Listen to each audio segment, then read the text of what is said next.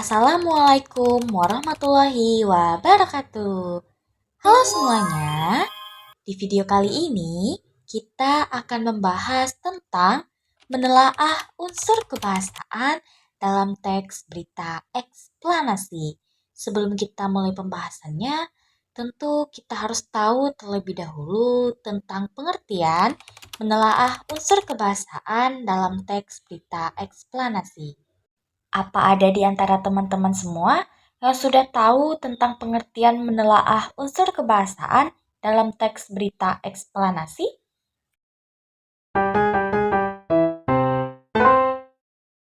Nah, jadi menelaah unsur kebahasaan dalam teks berita eksplanasi adalah proses untuk menelaah atau mencari unsur kebahasaan dalam suatu peristiwa atau fenomena alam. Nah, yang pertama ada gambar tanah longsor. Apakah tanah longsor termasuk ke dalam suatu fenomena alam? Ya, tepat sekali. Ternyata tanah longsor termasuk ke dalam salah satu fenomena alam karena dalam fenomena tersebut melibatkan satu bagian dari alam, yaitu tanah. Yang kedua adalah gambar pemilu. Apakah pemilu termasuk ke dalam salah satu fenomena alam? Ya, ternyata pemilu tidak masuk ke dalam salah satu fenomena alam karena dalam pemilu tidak melibatkan bagian dari alam dan merupakan bagian dari politik. Selain tanah longsor, masih banyak contoh dari fenomena alam lainnya, yaitu ada gempa bumi, gunung meletus, kebakaran hutan, proses terbentuknya pelangi, dan lain-lain. Nah, teman-teman, dalam teks berita eksplanasi ada 5 unsur kebahasaan yang perlu kita pahami. Yang pertama ada kalimat tunggal. Nah, kalimat tunggal adalah kalimat yang hanya terdiri atas satu klausa atau satu struktur predikat. Contoh kalimat tunggal adalah polisi menjaga gedung balai kota sejak pagi. Yang kedua adalah kalimat majemuk.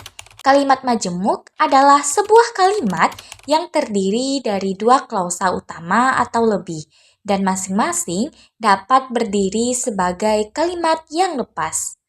Contoh dari kalimat majemuk adalah ketika presiden datang, para polisi berpatroli di sekitar kawasan Jalan Merdeka, Bandung.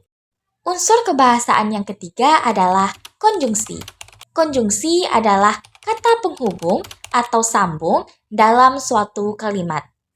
Contoh konjungsi adalah kemudian, lalu, setelah itu, pada akhirnya, dan lain-lain. Nah, contoh konjungsi dalam sebuah kalimat adalah polisi memeriksa laboratorium yang terbakar. Kemudian mereka melakukan wawancara kepada para saksi. Nah, konjungsi dalam kalimat tersebut terletak pada kata kemudian. Yang keempat adalah konjungsi kausalitas. Konjungsi kausalitas adalah konjungsi yang menghubungkan suatu kata yang mempresentasikan sebab dan akibat dari suatu peristiwa. Contoh konjungsi kausalitas adalah sebab, karena, oleh sebab itu, dan lain-lain. Nah, contoh konjungsi kausalitas dalam sebuah kalimat adalah polisi masih terus melakukan penyelidikan. Oleh sebab itu, laboratorium akan ditutup selama 1 bulan ke depan.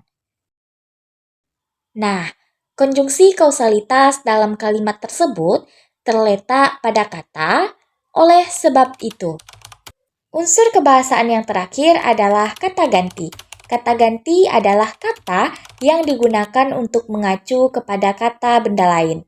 Dalam teks berita eksplanasi, kata ganti tidak merujuk kepada orang ya, tetapi menggunakan kata ini, itu, tersebut, dan lain-lain. Contoh kata ganti dalam sebuah kalimat adalah peristiwa ini terjadi akibat hujan deras yang turun sejak pagi. Kata ganti dalam kalimat tersebut terletak pada kata ini.